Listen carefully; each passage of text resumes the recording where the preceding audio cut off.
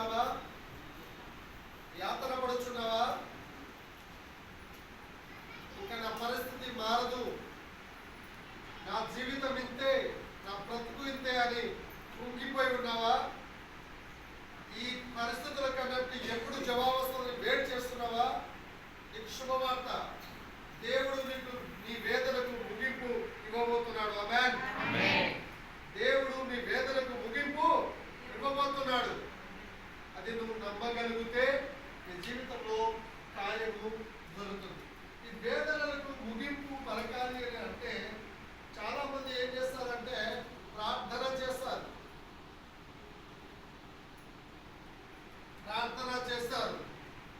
ప్రార్థన నోటితో ప్రార్థన చేయడం కాదు, హృదయానుసారమైన ప్రార్థన కావాలి. చాలా మంది నోటితో ప్రార్థన చేస్తున్నారు, మేము ప్రార్థిస్తున్నాం దేవుడు కార్యం చేస్తున్నారు అనుకుంటారు. కాదు. మీ హృదయం దేవునికి తెలుసు, మీ పెదవులు దేవునికి తెలుసు.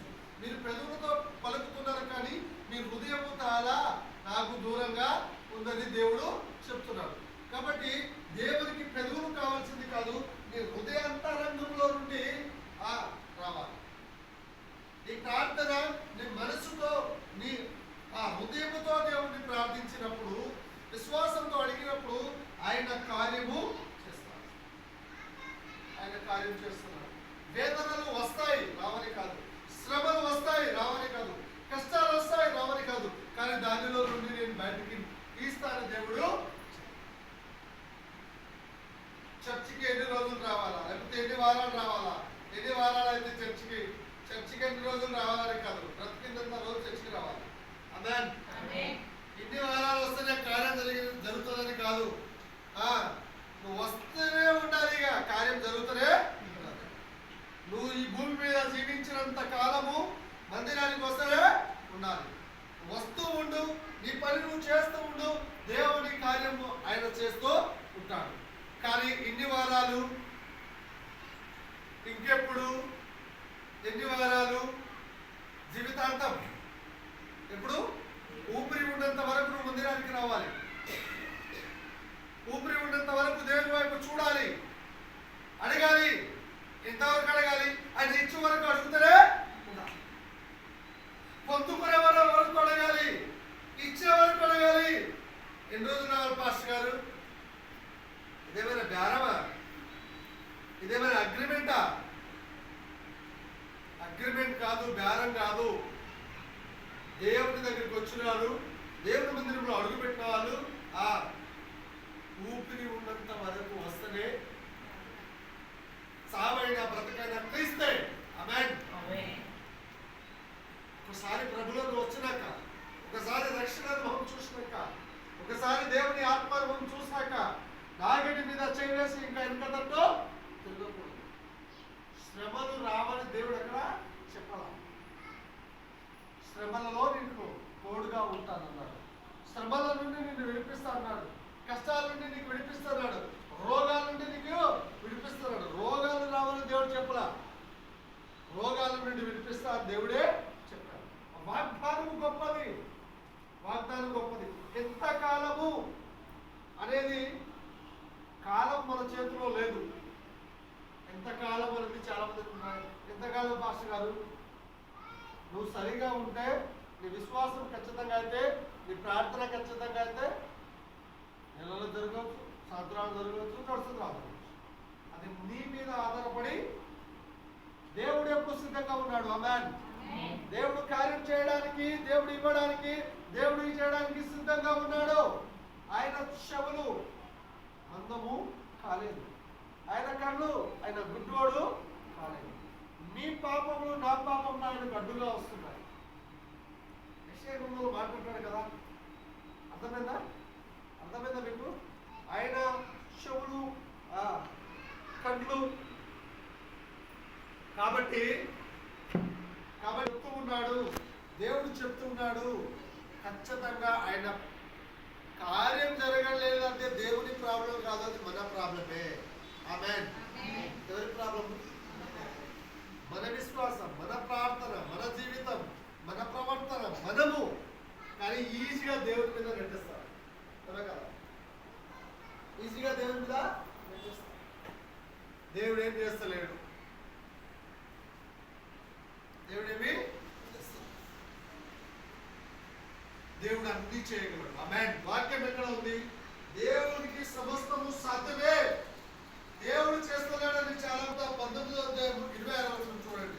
దేవుడు చేయకపోవడం కాదు, నీలో నాలో లోపం, నువ్వు నేనే ప్రాబ్లం. దేవుని ప్రాబ్లం ఎప్పుడు లేదు. ఆయన ఎప్పుడు ఇవ్వడానికి సిద్ధంగా, చేయడానికి సిద్ధంగా ఉన్నాడు. చదివారా? మత్తయి 19:26. యేసు వారిని చూచి ఇది మనుషులకు అసాధ్యమే కానీ దేవునికి సమస్తము సాధ్యమే. మనుషులంగా మనం చేయలేము. ఆమేన్. మనుషులుగా చూసినప్పుడు అది కాదు, మానవ కోణంలో నుండి చూస్తే కాదు, ఆత్మీయ కోణంలో నుండి చూడు. మనుషుల వల్ల కాదని దేవుడు చెప్పాడు. మనుషులకు అసాధ్యమే మనం చూసినప్పుడు, కానీ దేవునికి సమస్తము, చెప్పండి, దేవునికి సమస్తము సాధ్యమే. ఎస్, ఆయన చేయగలడు. చేయలేడా? ఆయన చేయగలడు. ఇది కావడం లేదని అంటే అది మనమే కానీ దేవుడు, మనం కానీ దేవుడు కాదు. సమస్తము సాధ్యమే. చదువు మాట ఇంకొక చదువు.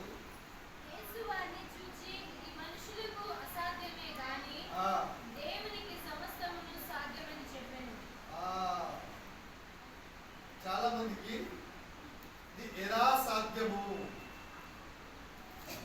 ఎలా అవుతుంది, ఎప్పుడు అవుతుంది, అసలు చూస్తే ఇది కాదు కదా అని అనుకుంటారు. కానీ ఇది ఖచ్చితంగా ఎలా అవుతుందంటే మన మామూలు ప్రార్థన అలా కాకపోతే ఉపవాస ప్రార్థన చేయాలి. ఉపవాస ప్రార్థనలో కూడా వేషధారణతో కూడిన ఉపవాస ప్రార్థన కాదు, భక్తికి నామకార్థంగా చేసే ఉపవాస ప్రార్థన కాదు. మన హృదయాలను చించుకోవాలి. ఆమేన్. ఎలాంటి ఉపవాసం? మన హృదయం చించుకోవాలి. అది చూడండి, 7:2 చదువు. ఒకవేళ ఆయన మనసు త్రిప్పుకొని పశ్చాత్తాపపడి మీ దేవుడైన యెహోవాకు తగిన నైవేద్యమును పానార్పణమును మీకు దీవెనగా అనుగ్రహింపడని ఎవడు చెప్పగలడు? అనుగ్రహింపలేడని ఎవరు చెప్పగలడు? ఆమేన్. చెయ్యలేడు అని చెప్పగలవా? దేవుడు నేను చేస్తా అన్నాడు. కానీ నీలో ఉన్న అవిశ్వాసమే, నీలో ఉన్న అవిశ్వాసమే, నీలో ఉన్న అన్నముఖమే అరగదు అనుకుంటున్నావు. దేవుడు చేయలేడు, ఇది కాదు అని నువ్వు అనుకుంటున్నావు. ఆమేన్. లేకపోతే నీ చుట్టూ ఉండాలంటున్నారు.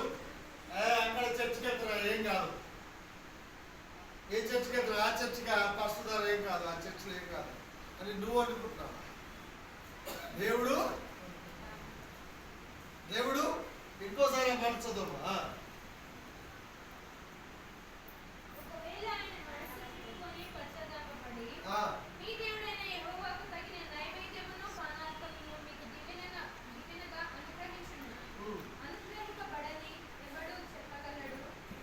దేవుడు కార్యం చేయలేడని. ఆమేన్. అర్థమైందా మీకు? దేవుడు కార్యము చెయ్యగలడు. హల్లెలూయా. గట్టిగా చెప్పండి, హల్లెలూయా. దేవుడు కార్యము చెయ్యగలడు. చెయ్యలేనని చెప్పే వాళ్ళు పక్కన వాళ్ళు చెప్తారు, సైతాన్ చెప్తుంది, మాంత్రికులు నీ చెవులో ఊదుతారు, ఎక్కడ పోతే కాదు కాదు కాదు అని. కానీ దేవుడు చెయ్యగలడు. ఆమేన్. దేవుడు చేయగలడు. నువ్వు దేవుని మాట వింటే, దేవుని చేతిలో ఉంటే దేవుడు సమస్తమును చేయగలడు. హల్లెలూయా. హల్లెలూయా. గట్టిగా చెప్పండి కూడా, దేవుడు చేయగలడు. దేవుడు చేయగలడు. కార్యం చేసేది పాస్టర్ కాదు, దేవుడు. ఆమేన్. కార్యం చేసేది ఎవరు? మాస్టర్ కాదు, ఎవరు? దేవుడు. కార్యం చేసేది చర్చి కాదు, కార్యం చేసేది పాస్టర్ కాదు, కార్యం చేసేది దేవుడు. హల్లెలూయా.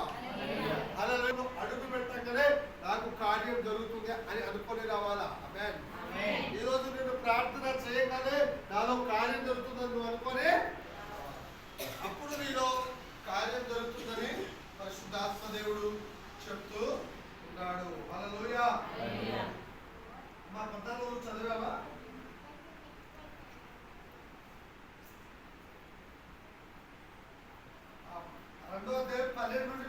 చదువు. 2వ అధ్యాయము 12 నుండి 14 చదువు. ఇప్పుడైనను ఇన్ని రోజులు పోని హల్లెలూయా. ఇప్పుడైనను ఉపవాసం ఉండి కన్నీళ్లు విడుచుచు దుఃఖించుచు మనోపూర్వకంగా తిరిగి నా యొద్దకు రండి. ఇదే యెహోవా వాక్కు. ఆమేన్. ఇప్పుడైనా రండి అంటున్నాడు దేవుడు. హల్లెలూయా. ఇంతవరకు ఏం జరగలేదు, పర్లేదు, కానీ ఇప్పుడైనా రమ్మంటున్నాడు. ఇప్పుడైనా రండి, ఇప్పుడైనా చేయండి. ఇన్ని రోజులు చేయలేదేమో, ఇన్ని రోజులు రాలేదేమో, ఇప్పుడైనా చేయండి. దేవుడు మీలో కార్యము. ఇప్పుడైనా ఉపవాసం ఉండు, ఇప్పుడైనా కన్నీరు కాచు, ఇప్పుడైనా ప్రార్థన చేయి, ఇప్పుడైనా నీ హృదయం రుచించుకో. నీలో కార్యం కావడం స్టార్ట్ అవుతుంది. చదువు.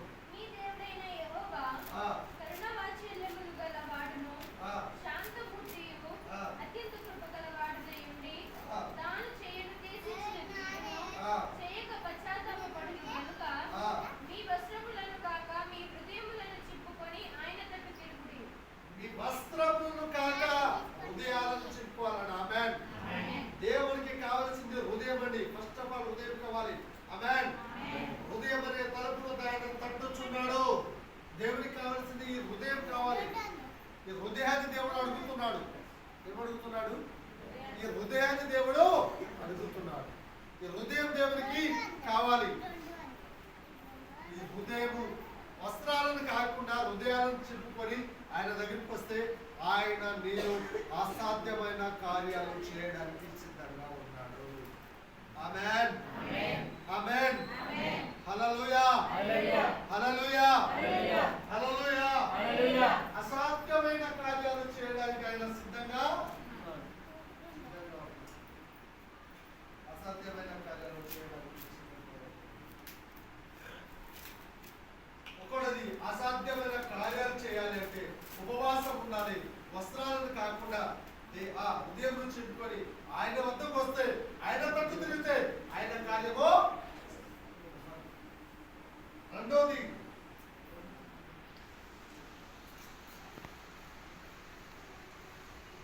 ఏబేలు గ్రంథం 2వ అధ్యాయం 18 నుండి 19 వచనాలు. ఏబేలు 2:18 నుండి 19.